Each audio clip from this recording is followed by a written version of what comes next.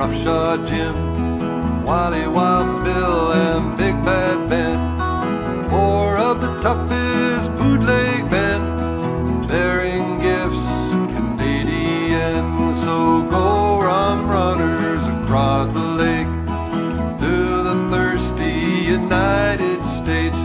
Better be quick and you better be bold when the gunboats come for the liquid gold.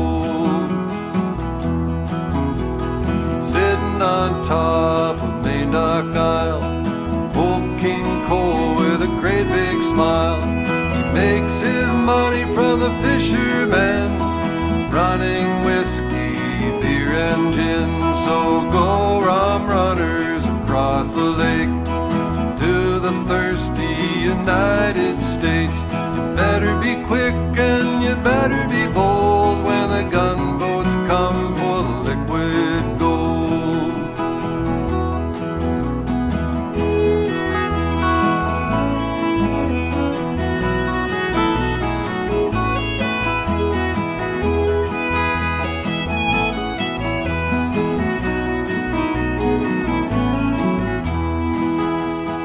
Packing up crates of Corby booze, from Prince Edward County we cruise to Sodas Bay on the U.S. side to keep the gin joints from running dry. So go rum runners across the lake to the thirsty United States. You better be quick and you better be bold when the gunboats come for the liquid gold. Now I count my money when the day is done, thank my honey for coke and rum, and understand in the land of the free you can't get a drink there legally. So go rum runners across the lake to the thirsty United States.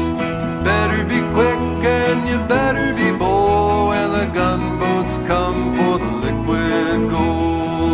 When the gunboats come for the liquid gold.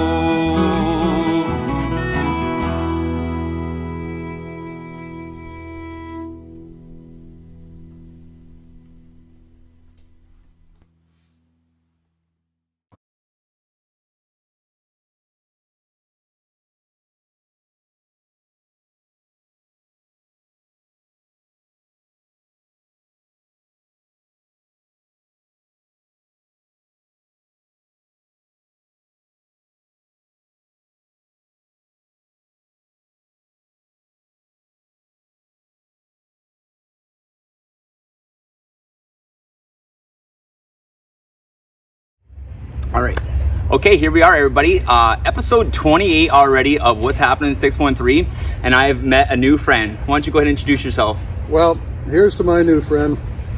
Joel, I'm so glad you popped by. Thank you. My name is Stephen Med, or on Facebook you'll know me as Stephen Bruce Med, and I'm a singer-songwriter.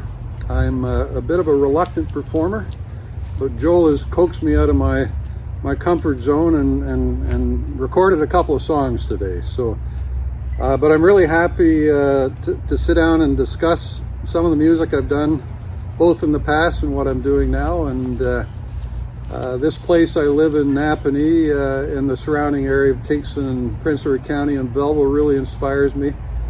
And so we'll talk about some of that inspiration, right? It is. It's amazing. You've inspired me today because, like I said, you got this, you're writing all these songs about the history of the area, and it's a totally different to me, because I'm like I said earlier, I'm always looking for inspiration to write a new song. I'm always writing about my family, about a good time, but it's so neat to write about the history of like the place around here. And me and Anna took a nice drive around Napanee, and you can't help but think about the history, because every building here is just, you could tell it's hundreds of years old, and so that's really cool. So obviously Napanee, living in this area, has really inspired you.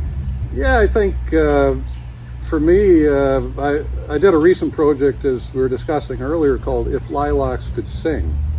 And basically, I decided that I needed to dive deep into the past, not only of my own ancestry, but just of the ancestry of people from this area.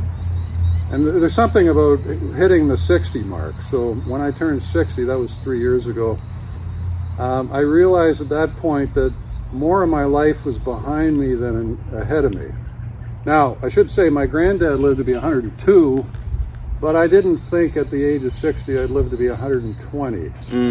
So, but that reckoning made me want to look to the past and better understand where I come from and where the people I live with come from. And so I got completely immersed into researching some marvelous stories of the region right back to the 1600s. For me, it was very important to research and write songs about some of the indigenous history. And so I have one song, actually, the first one of this project. It's about the Oneida village of Ganius was the name. And that village was located somewhere on the mouth of the Napanee River or Hay Bay. And it's such a fascinating story because I think very few people know about it. So the Oneida village of Ganius, as far as I know, was the first permanent settlement in Greater Napanee. And it was a marvelous story because at that time in the mid-1600s, the Iroquois had moved to the north side of Lake Ontario during the time of the Beaver Wars, and there's a lot of bloodshed over, believe it or not, beaver pelts. And so there was a village in Greater Napanee which was inhabited by the Oneida. There was a similar village in Prince Edward County that was inhabited by the Cayuga. But those two villages provided supplies for Fort Frontenac and Kingston.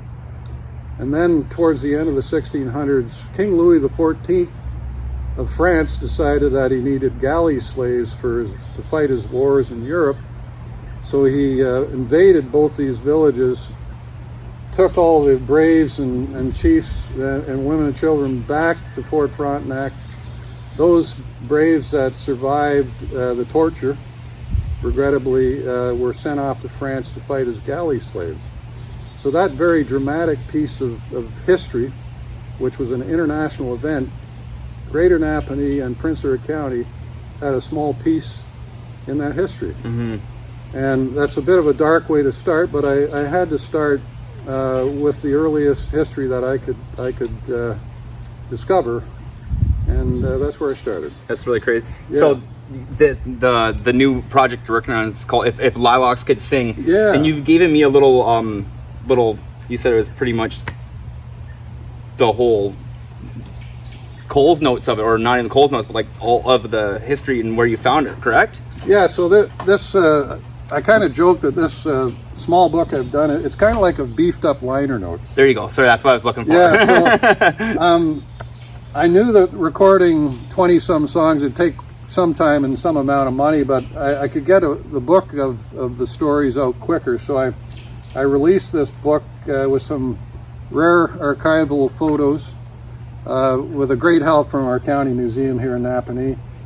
And so the book really is a combination of my lyric, some backstory of the history I'm talking about, and some archival pictures. And so it makes a wonderful liner notes, if you want to call it that, for the music, which is up on Bandcamp and YouTube. Yeah.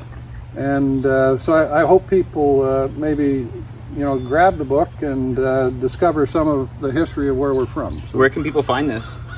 It's being sold at the Lennox and Addington County Museum. You can get it directly off of me. Yeah. Find you on Facebook and all that good stuff, and you can message and you probably mail one off to everybody, right? Absolutely. Yeah. That's really cool. All right, here we are down at the Marmora Market. It's Saturday, a beautiful day, and we have found a cool little booth here with a bunch of stained glass. So go ahead and introduce yourself. I'm Tracy Edwards. I have Kawartha Keepsakes, and I do stained glass. This is really, really, really cool stuff. So how did you get into doing stained glass? Just a hobby. I took a course on it years and years ago, and then when I retired, well, not really retired, semi-retired, I started doing this in my free time. That's really cool. And So how do you go about doing this? You got obviously get your piece of stained glass. Do you stain the glass yourself also? No, I buy the colored glass. I get a pattern. I decide on what pattern I'm going to use. I cut the glass with the pattern, and I use a technique called foiling. So you grind the glass, you put foil around it, and then you solder it. Wow, that's really cool. So when you said you like to repurpose things, this is really neat. It's an old spoon or something like that. That's so beautiful.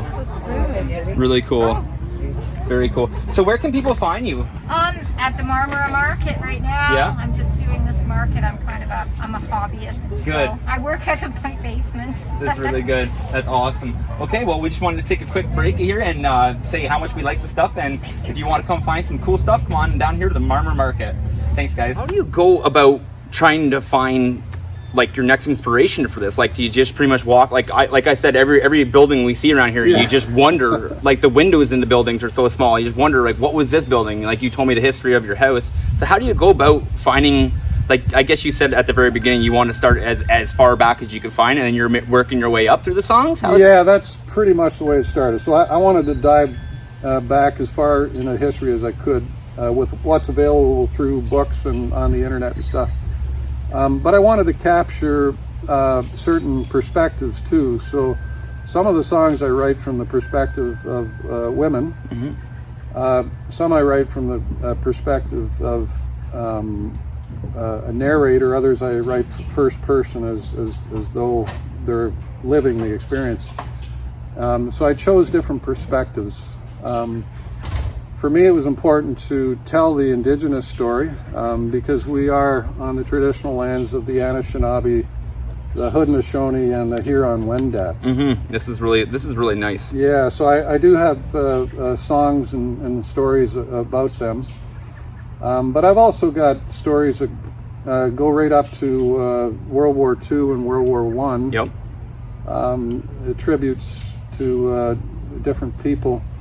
I've got another fascinating story. When I started this project, I wanted to find out the oldest song I could find in Napanee. And that was tough because this area and Prince Edward County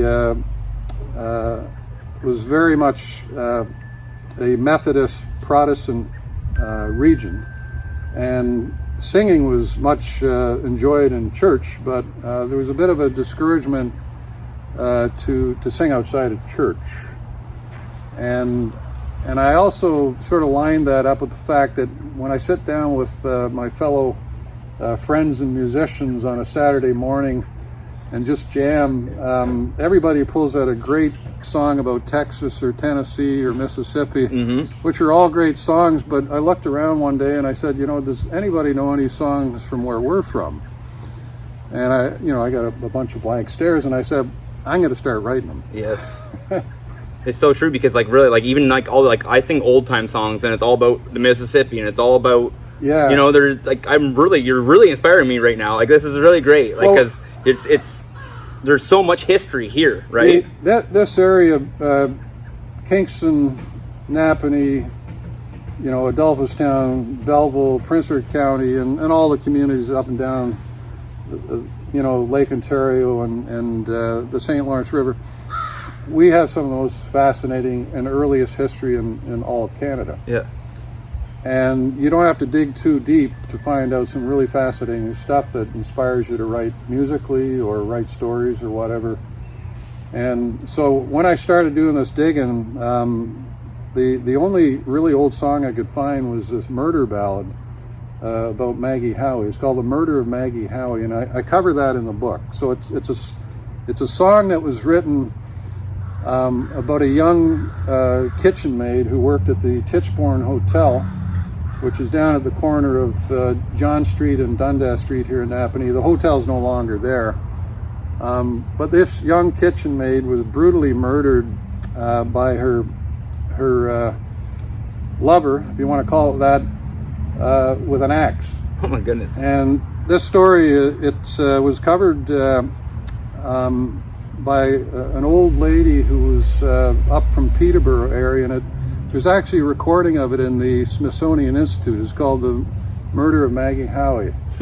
So I rearranged it a bit, and I've recorded it. But interesting enough, I needed I wanted to go to the graveyard of Maggie Howie. I've got a picture of her in the book, actually. And I also had a picture of the killer, but I refused to put his picture in my book. That's right, you don't want to famousize anybody who's doing something wrong. But this Maggie Howie, she was much beloved around the region and stuff, and she's buried at Cataraqui Cemetery in Kingston. Mm-hmm. And so Kathy and I went searching far and wide for her tombstone. Yep. And for the life of us, we couldn't find it. But her brother was there, Alexander Howie, and he was buried very close to the statue, or sorry, the monument of Sir John A. Macdonald. And I said, well, that'll do. I'll take a picture of Alexander Howie and I'll put that up in the YouTube video. Well, I took it into Photoshop and did some enhancement of the tombstone, and out popped Maggie Howie's name on it. That's what I was going to say. So they usually put them. Yeah, she was buried with her brother. Yeah, yeah, and so that was a bit of a surprise. Yeah, but that like I say, that's the earliest musical ballad I came up with. And when that story broke way back in 1882, it made the newspapers in London, England. Wow. It was a big story. Yeah. Did you, who was the original composer or writer? It's unknown. Oh, really? Yeah. That's unknown. Cool. That's really interesting. Yeah, or traditional is what they call it. Yes, right. It's everybody's song now, right? Yeah, that's very interesting. I'm an Irishman by birth, my name is Michael Lee. I fell in love with a pretty girl, that was my destiny. I fell in love with a pretty girl, Maggie Howie was her name. It's true that I did murder her, my head all hang in shame. Maggie was a kitchen maid at the Tichborne Hotel. She resided in Napanee, where she was known quite well. Night and day both passed away in my love's company. Her parents interfering now, she would not marry me. Early on one Tuesday morn, my love along did stray. I overtook my darling, and to her I did say, dearest dear, I'll be severe and take away your life, unless you say you'll marry me and be my wedded wife.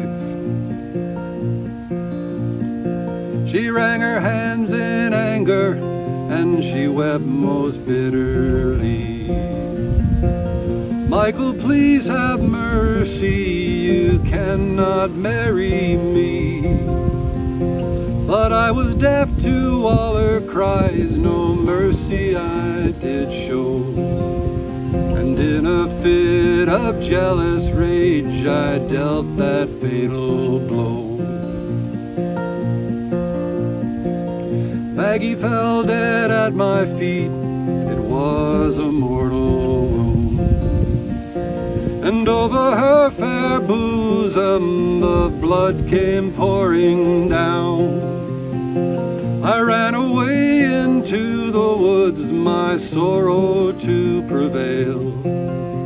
But I was captured, bound and dragged to the county jail. So now I am a prisoner in the town of Napanee. It's here I'll stand on trial, and the judge will sentence me. For I know that I'm guilty, and I do deserve to die, for the murder of my own true love upon the gallows high. But anyway, so this is the current project I'm working on. I've got all these historical ballads. Some I've written music to, lyrics or poetry that other people have written. But most of them I've written both the lyric and the melody myself. So That's really amazing. And I tell you, I got to do a volume 2 because I've got so much more material. I can't end with volume 1. We'll keep going because like you said, you've opened my eyes to so much, you know what I mean? So like this is great. Let's keep passing this history down, because it takes somebody to take some time to find it, and then sometimes it takes just an interesting story to catch somebody. Or like you were saying, your wife came out of the garden one day and told you a story about a ship, and then next thing you know you got a song about it, right? It just takes an interesting story sometimes. That's right. So the one song I've played for you today is it's about the marvelous schooner called the Lyman Davis. And the Lyman Davis, it was the last working schooner of the Great Lakes, and it was considered the fastest schooner in its day. But Napanee was its home port for 13 years in the early 1900s. And that ship was so important because it was built to help rebuild Chicago in the 1870s. And it hauled lumber into Chicago from the down Lake Michigan. And eventually it was sold up to some captains in Keewatin, up in Kincardine. And it worked its way down into Napanee. So, but then eventually it was sold to a promoter of the Sunnyside Amusement Park in Toronto, who filled it full of dynamite and blew it up as part of a summer spectacle. Fireworks. And this great ship, which was about 60 years of age at that point, was still a fine ship. And the captains alive on both sides of the border tried to save it, but they couldn't. And so it now lies at the bottom of Toronto Harbor as a protected marine heritage site. But Kathy, my wife, told me this story after I was struggling in the back deck trying to write a song. This was a few years ago. Here she is out in the garden working her buns off, sweating in the hot sun, and I'm sipping whiskey on the back deck trying to write a song. And she comes up and she says, "What's the matter?" And I said, "Well, I've got a writer's block. I just can't write anything right now." And then she proceeded to tell me the story about the Lyman Davis in such a fashion that I instantly clicked on it. Like within 30 minutes, I had this song written, both the melody and the lyric. And that's really rare for most musicians or most songwriters. You know, usually you start with the melody and then you add the lyric, but for me, both came flowing out at the same time. And I think the reason this story about the great Lyman Davis schooner connected with me was that when she told me the story, I instantly thought of a thoroughbred racehorse that has made its owners millions of dollars over the years, winning races. And then at the end of its life, nobody wants it anymore. Yeah. So now you got this old horse that's sent off to the glue factory. And I felt the same sort of imagery with the ship. Completely. And as soon as I got that connection between horse and ship, the song came like that. That's so cool. What a way to write a song. Yeah. That's really cool. It's really neat to use it as an analogy almost, right? And like, it's so true. Like, the ship did so much for everybody, and then at the very end, it just took one promoter going, "Let's blow this thing up," and everybody's like, "No, this is it's peace," right? It's almost of a Shakespearean irony is that the ship was built to save a city, but it was destroyed by another city. Yeah, right. Right? Right. That's insane. From Muskegon to Kincardine to the port of Napanee, was there a schooner strong and vast that sailed the inland sea? Than the Lyman Davis, fore and aft, thoroughbred to all. Last she met a savage end on her last port of call. She was built by Swedish shipwrights in the year of 73 on the shores of Great Lake, Michigan, of the finest white oak trees. When Chicago rose from ash and ruin, the timber she did haul. All along the upper lakes to every port of call. Now the schooner men who took her helm, they marveled at her grace. She cut through stormy waters, and she shed the spume and spray. 9 taut sails she proudly wore, the mainsail standing tall. Her cordage whistled in the wind, speeding to her port of call. Sail on, sail on, rise from the bottom, sail on. Sail on, oh sail on, for your captains and crew, sail on. Now in later years she shuttled coal on Lake Ontario to Kingston and the Quinte ports, from the docks of Oswego. She pleased their owners, everyone, money found them all, to the day when she was sold to her last port of call. So off she sailed, Toronto bound, in 1934. She was set ablaze one night, and the crowd let out a roar. Peanuts, popcorn, Cracker Jacks, amusement for them all, when the Lyman Davis sank below her last port of call. Sail on, sail on, rise from the bottom, sail on. Sail on, oh sail on, for your captains and crew, sail on. For your captains and crew, sail on.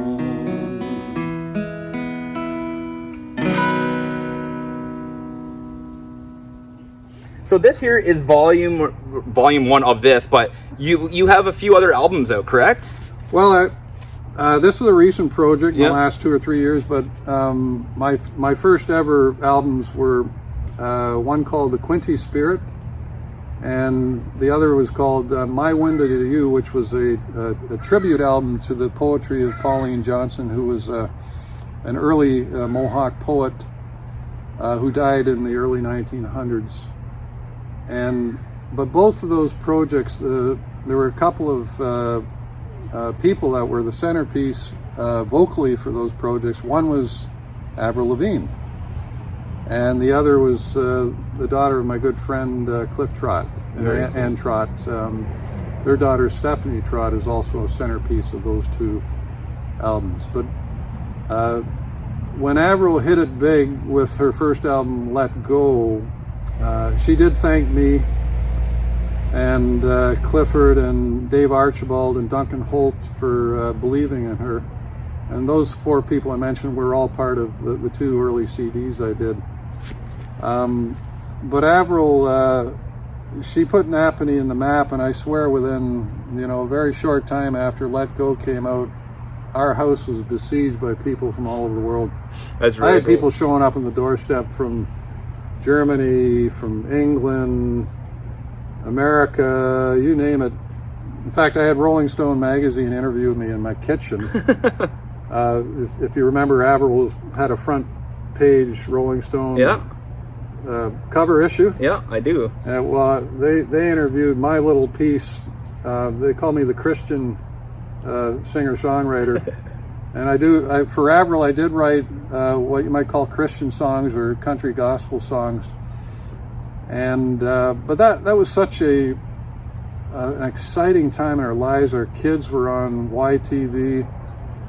We had people knocking on our doors, phoning me up, trying to get in touch with me, as did other people in town. Yeah. Everybody came to Napanee. Right. And I swear, you can travel just about anywhere in the world now. And if you say you're from Napanee, somebody will say, well, that's the hometown of Avril Lavigne, right? She did put it on the map. She actually put our area on the map really, really well. Yeah, so that was so the first album there that she was on, you said it was called The Spirit of Quinny? the Quinty Spirit. The Quinty Spirit. And so was it just you and her on it, or was it other artists that you did with it, or Well, how did that work?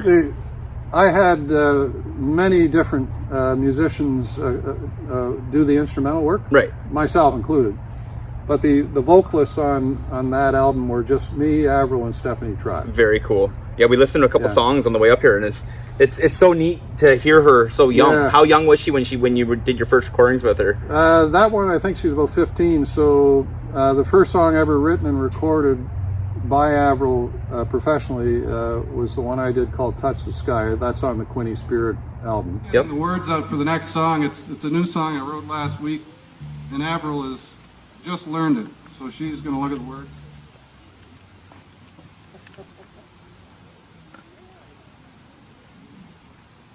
You didn't say anything. Yeah, just wait till Daddy's finished singing.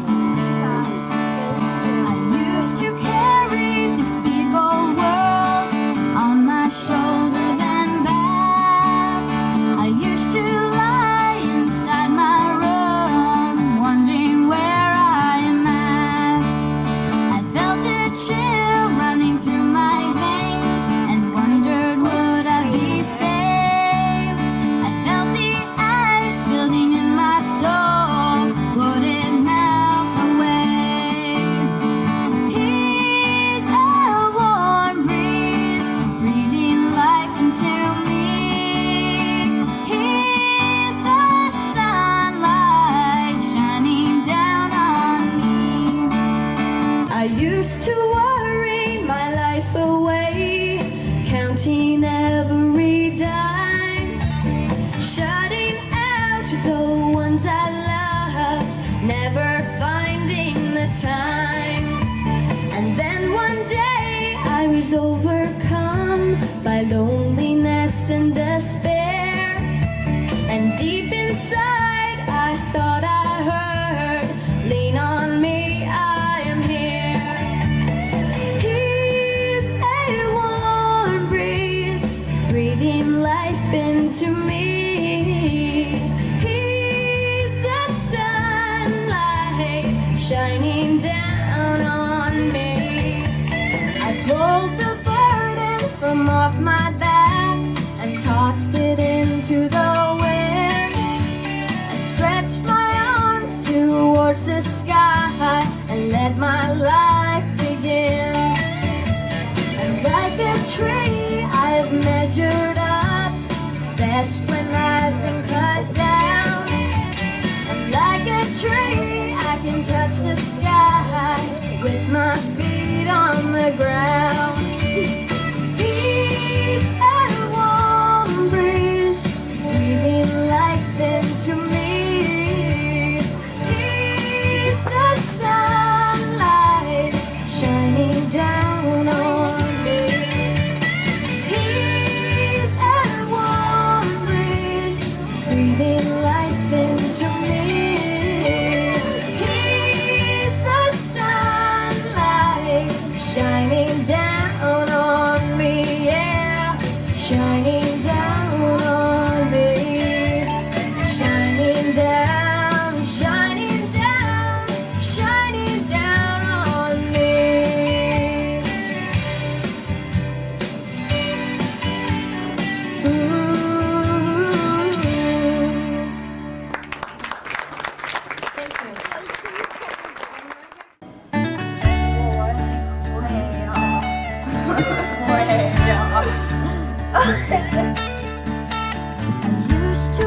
And I can still remember it clearly. Like she was in the studio first time ever behind a studio mic, and what you hear in that album is her first take ever. That's awesome. There might have been 1-2 second moment where they punched in something else, but that's essentially her first take ever. She walked up to that studio mic like a professional and just laid it down with complete confidence. And I remember Dave Archibald, my producer, and myself looking at each other, and our jaws dropped, and we just looked at each other and said, "Where the heck did that come from?" So obviously she was from your neighborhood then, or how did you know her? You knew her dad? Is that? I knew her dad and her mom, but I'd first met Avril. She was performing outside at the historical house in town called the McPherson House. Yeah. And that was part of a sort of a theater event, a theater of music and poetry and that sort of event that was in the back there. And I became part of that event too. So that's where I first met her. Very cool. But I had never done anything like this in my entire life. So all of a sudden I'm writing songs, I'm recording music, and I have no idea what I'm doing. Mm-hmm. I had a lot of great help from musicians from Kingston and the region, and they really make these songs shine. I bring a whole lot more in my second album called My Window to You. Mm-hmm. And again, Avril's a centerpiece for that. I wrote 2 songs for Avril in that album, which was called The Temple of Life, which is just an incredible performance by Avril. Beautiful song. I still get chills up my spine when I listen to it because I listened on the way up here and I was like, whoo! She's really good. And the other one I wrote was called Two Rivers. And I did write a 4th song, which my budget would not allow. It was called Nothing Left. It's a heartbreak song. And I sing it today for you, Joel. In fact, that's the first time I've ever performed that publicly, as far as I know. So you have the first recording of it. Thank you so much. I'm honored.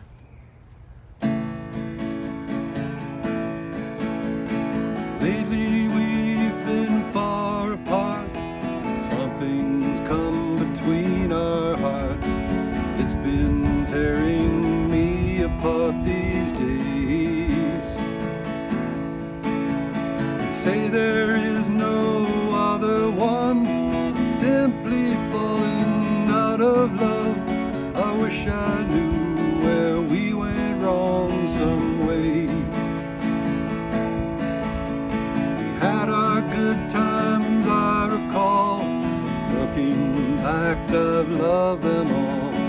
Now between us stands a wall these days.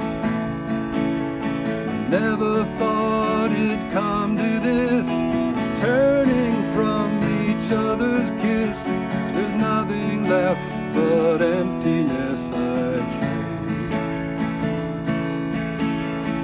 Given it time now, no use denying. Never get back what we had before. I know I must leave because I believe there's nothing left between us anymore. Now I've come to realize, to face the truth and say goodbye. There's no need to apologize, we're through. So close the book, our story's told. Time discards what life unfolds. There's nothing left for us to hold on to. Given it time now, there's no use denying. We'll never get back what we had before.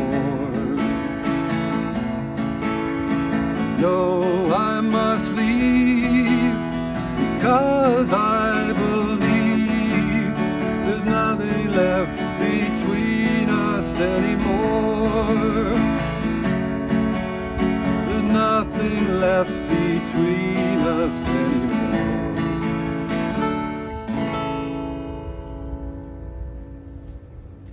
Yeah. I really am honored to be here today. This is a great experience. It really is.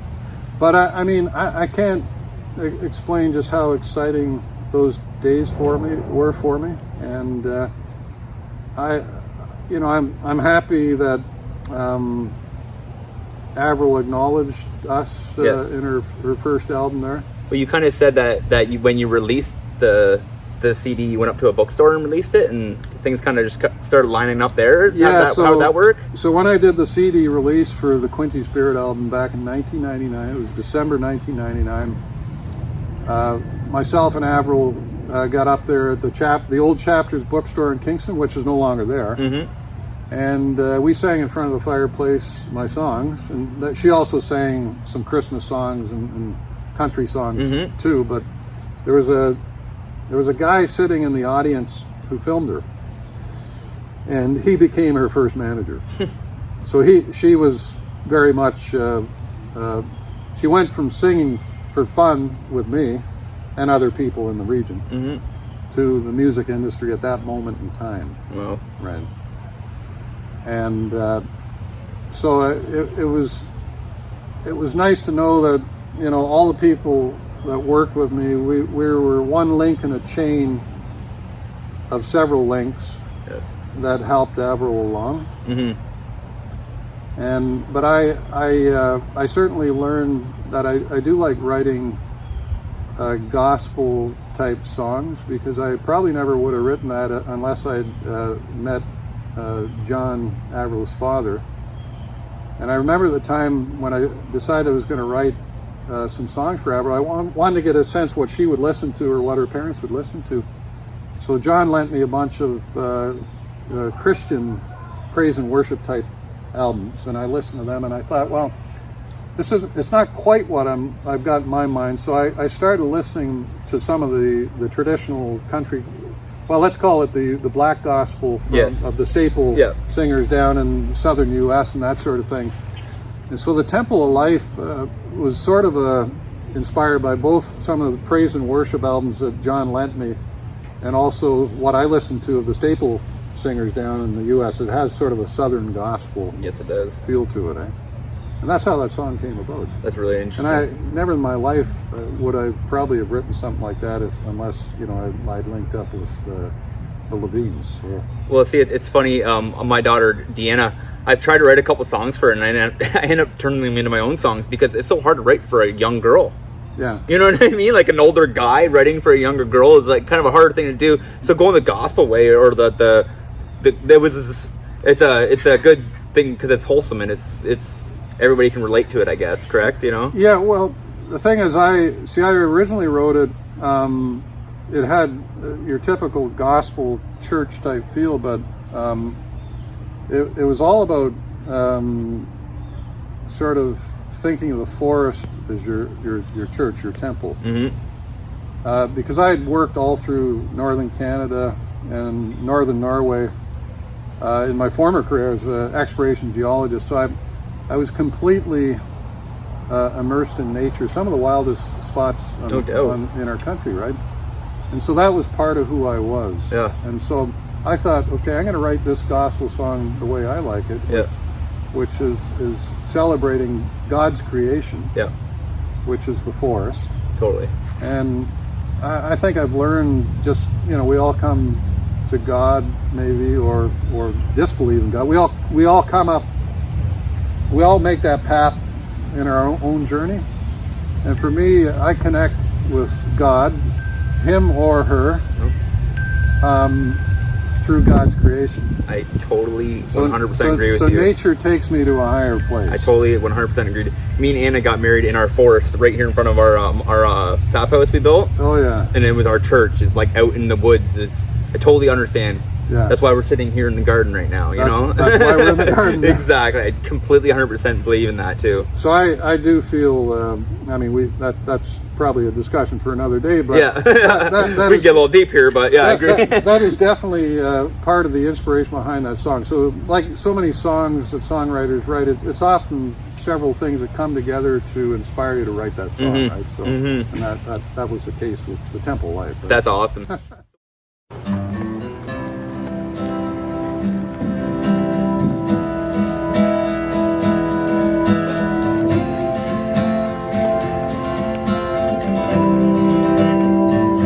We sat by the fire, united in song.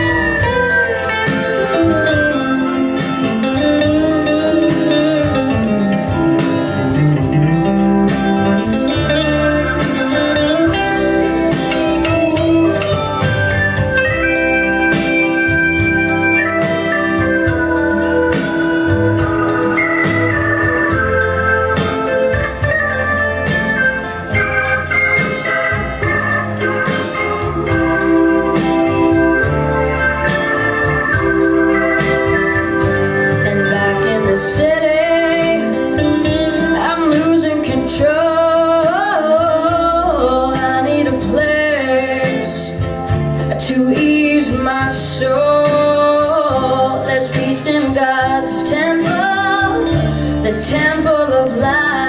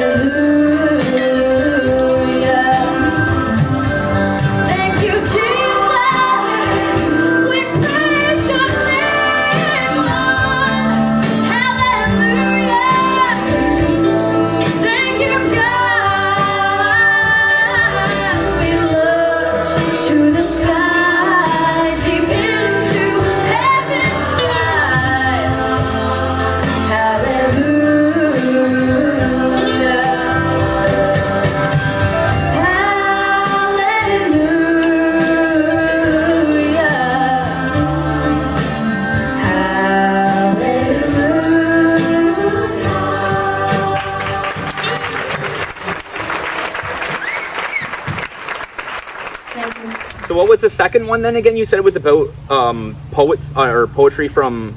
Yeah, so the second album was one of Canada's most celebrated poets was named Pauline Johnson. And she was a Mohawk from Six Nations out Brantford way. There's an estate out there which is now a tourist attraction called Chiefswood. But she wrote a lot of poetry, which when I started reading, I said, this should belong to music. Yeah. Because it has a very strong metric to it, very strong meter to it. Mm-hmm. And so I started reading this poetry and I had melodies going through my head. Yeah. And so I just started writing melodies to her poetry, and before I knew it, I had this second album called My Window to You. Wow. And when I guess the metaphor, My Window to You, is sort of my window to understanding Pauline Johnson was through her poetry. Yes. And maybe my window to understanding, God is also through her poetry and through nature. So that's kind of the way I came. And her view and what her struggles and everything she was probably going through at that time, and as that type of person. Like I said, I really enjoy how you acknowledge like the history around here, because it needs to be acknowledged, you know what I mean?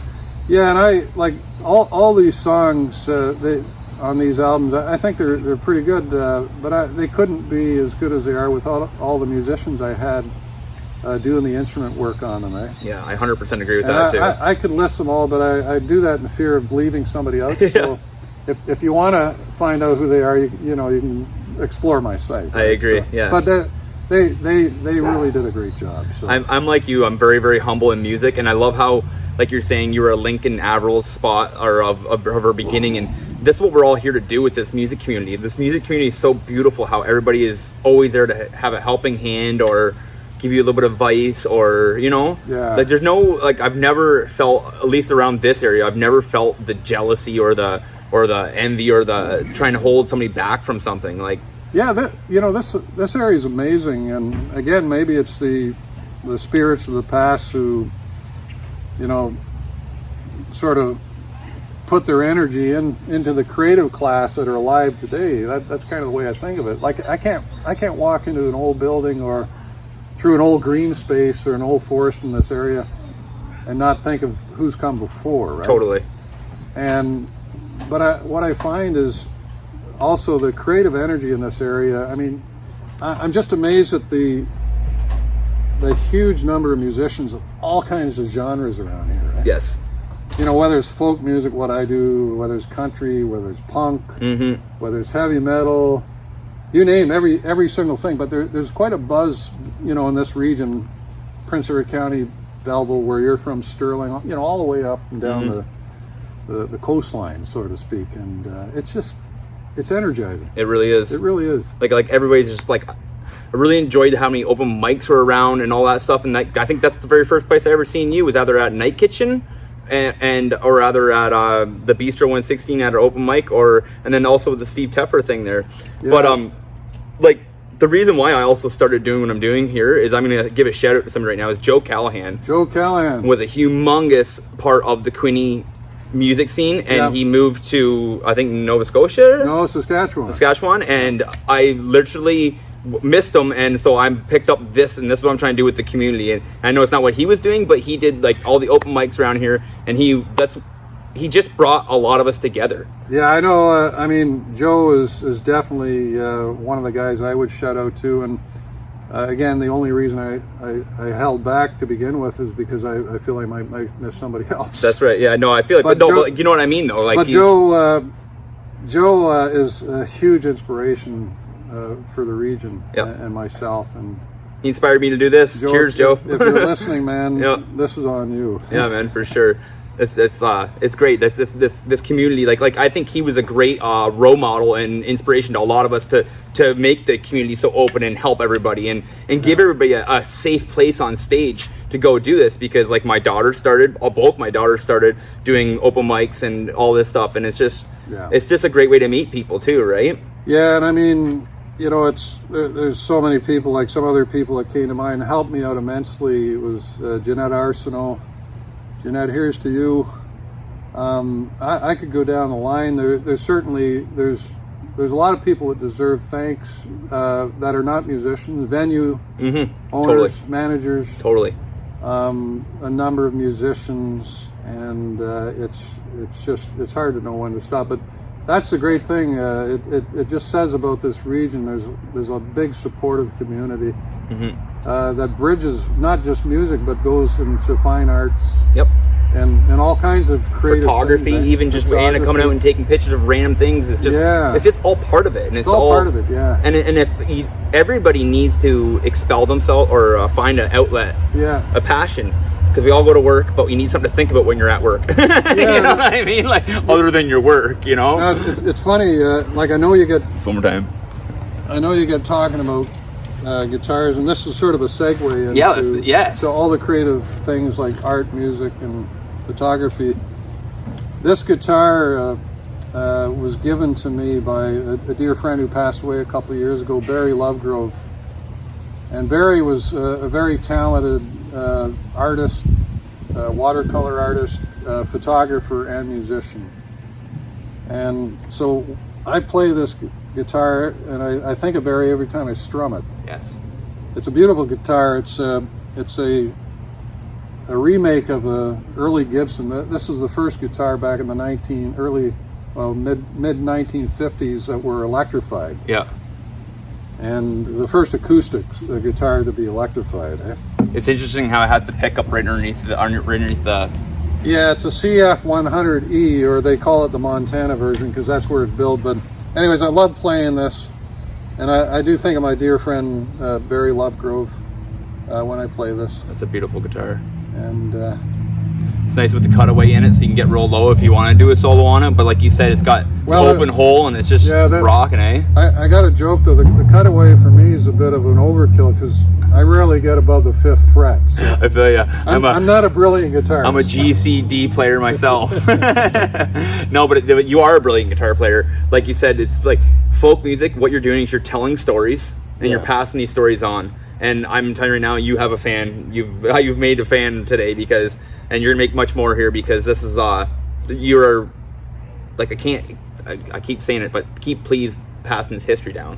Well, Joel, I appreciate the comment, but part of the reason I decided to do this with you is I've been following you a little bit on Facebook and YouTube, and I really appreciated. Here's a guy that's doing stuff for the music community. He's thinking outside of his own skin, and that's really important because we all get caught up in the creative energy. It's a very focused thing, right? You get involved with your own thing, and so I do appreciate you, sir, for basically promoting and exposing a lot of talent around the region, and it kills me, man. You're doing every kind of genre. Like I know every single one. I know the group that preceded me was heavy metal. Yeah, and then I think before that was singer songwriter. Would be like Clarence, like and Clarence is like that alternative rock, like. And Clarence is unreal, and he's another guy that And then it was Deborah Lynn, which was country, and then you know what I mean. Yeah. It's just amazing. It's just. Yeah, I mean it's great that, and I think I saw one coming up where you're doing big band. Yes, I'm gonna do the Commodores, man. They are my favorite band in the entire world. There's something I was born in the wrong era where like I would need to be wearing the proper shoes, the proper outfit, and I need to be going to see the big band every Friday, Saturday night, man. Me and Anna go out and swinging, like I love that big band music. So big band is infectious. Oh. It's great music. That's my grandparents put that many instruments together and talk to each other. I can remember as a young boy, and I'm a twin. And my grandparents, when I was visiting, they say, "Boys, come on in, watch this." And they plunk us down, and we watching big band and Lawrence Welk and stuff like this. And love it. Of course, at that age, you're kind of squirming, trying to get away. But I realized, you know what?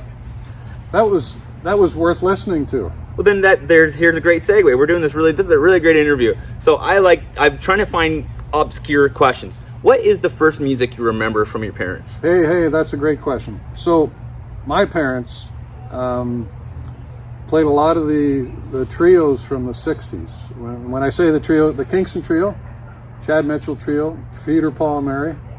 So, in a sense, I grew up on folk music trios. Yep. But I also listened to, Harry Belafonte was playing all the time. I was listening to the Washington Village Stompers. I was listening to Herb Alpert.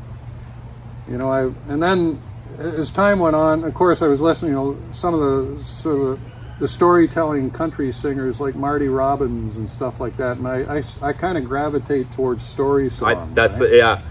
Yes. But then as I got a little bit older, I started listening to Gordon Lightfoot. Mm-hmm. And I listened to him a lot. I really connected with Gordon Lightfoot. And then, of course, once I became in my 20s and stuff, I started listening to everything under the sun. That's right. I got into punk and new wave quite a bit. So I love punk. And in fact, Kathy and I used to organize festivals in Napanee. One called the Quinte Spirit Festival, and another called Music by the River, which is still running some 20 years later, but the town now looks after it. But I remember running one that was celebrated the punk scene in Napanee, and I called it Making a Scene. And so there were three of the punk bands I remember was A Dying Race, Swift Yellow, I think it was, and Sofa King Addicted, who are still kicking up a storm in town, calling out Nathan Amy there, and his gang. And so I like you, I like all kinds of music, but what I feel most comfortable singing myself is folk. That's right. So that's really cool. If I could be a punker, I would.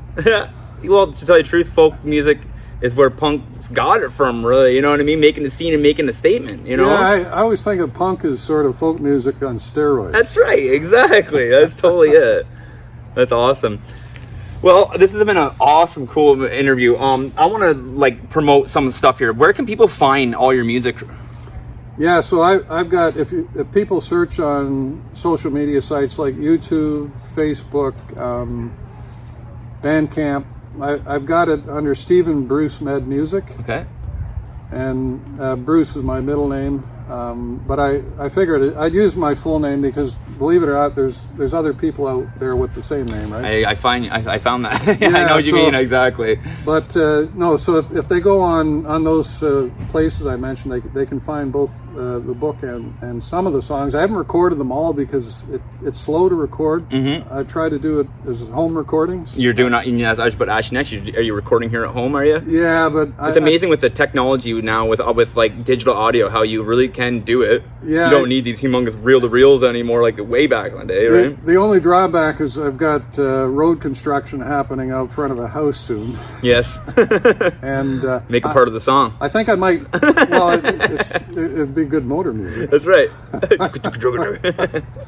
But I may go back into the studio actually. Yeah. That's cool. What studio do you use around here? Well, with the albums I did that Avril's on, I work with Concept Audio, which is Duncan Holt out of Kingston. Cool. And my most recent project, some of the studio work I did was with Matt Bates, and he's called Long Shot Records out of Kingston. Okay. Yeah, and I've also worked. I've worked with Greg Cece, who lives north of Madoc, on one recording. Yeah, I do know that they got Bark Like a Dog studios. Yeah, that's right. Right. So I think you probably met them down at the 116. And I'll be seeing Greg tomorrow. So here's to you, Greg. There you go. And it's a big shout out to the 116 too. They're doing an amazing job down there with what they're doing with the music scene. They're really trying to bring music back downtown Belleville. Yeah, good for them. The 116 Bistro has been a huge inspiration for me. Unfortunately, COVID got in the way, so I know, right? I got back there recently with Dan Close and Steve Tanner, two of my mates. We played there a couple of weekends ago, so I got to thank Alan Sell, for doing that, because you're putting on a good thing, and these are owners that musicians like playing for, right? So hey man, they respect us, and they're very respectful, and then we respect them. So absolutely, like I said, cheers to them for what they're doing down there, and big shout out to Clarence Cooney for booking everybody down there. It takes a village to do this, and we're the village, and here we are, ladies and gentlemen. Right? That's a good way to put it, Joel. So anyways, I really appreciate you coming over to the house here and talking. I think I've got a good buddy now. So hey man, and next time I know you. When you're on the job, so to speak, you're not doing this. But next time we meet, we'll do it socially. And I was gonna say, I think maybe me and Anna should come down, and you guys should take us for that walk you're telling us about, and you can show us some history of Napanee. We will indeed. Yeah. That's awesome. So awesome. Honestly, thank you so much. Thank you, sir. Like I said, everybody go find them on. I'll put all the links in the bottom. I'm inspired today. You really have inspired me to look at music a different way, because like my friend Ben Thompson says, if you're not telling a story in the song, it's not worth singing. And you're really physically telling a story, and it's beautiful. Yeah, well, thank you. And I've seen you perform, and I've got something to learn about dynamics. So see, that's my thing, is I like to be loud and fast and flashy. I'm kind of punk almost, you know. So just to let the audience know, so I've seen you a couple of times. I saw you at one of the Porch Fests. I can't remember if it was Sterling. It might have been the Sterling Porch Fest. And I've seen you also at the Steve Tedford fundraiser. Yep. But I love the sort of music that the Sterling Jaybirds do, because it's loose and it makes you want to move, and you're just full of dynamite on stage. So thank you. I've learned that. I've got to add that to my technique. Well, like that's just it. I want to learn how to tell a story, and you want to learn how to be a little we're doing it, man. All right. This is good. But anyways, guys, that's what's happening. This is episode 28. Go like and subscribe to everything, and thanks, Steve here. Thanks, Joel. Okay. Take See you care, guys man. later. Yeah. Bye. All right, guys, there it is, episode 28 of What's Happening 613. I want to thank Steven and his wife so much for having us down for the amazing interview and even better dinner. Thank you so much. I can't wait to come back down and check with the rest of the area with you too. Also, I want to thank Steven for all the work he's done in the music community, and the footage of Avril Lavigne when she was young, just starting. Really cool. He wrote the first few songs, recorded the first few songs with Avril Lavigne, and she got picked up and made her way. So he was a perfect starting link in her career there. So that's really cool, and thank you for the footage, Steven. Really neat, amazing songs. It's so interesting to see, right? So on What's Happening 613, we got a bunch more people coming up here. We got, like we said, we have the Commodores coming up. I'm going to be trying to get a live show from them. I'm not sure if one's going to happen in 2021. So if not, maybe we'll just catch up and get some old footage and get some history from them. Also, we have Chris Tischbein's put out another EP. This guy's an amazing bass player. I can't wait to get his new album, listen to it, and because he always takes me on such a journey, such an adventure with his music. It's just bass instrumental. It's so amazing. I love it, love it, love it. I've been talking to Ken Tizard, and hopefully we get to meet up here soon. And he's from the Watchmen. He's played in a bunch of cool bands, so he's got a cool folk thing going on right now. So hopefully we get to catch up with him.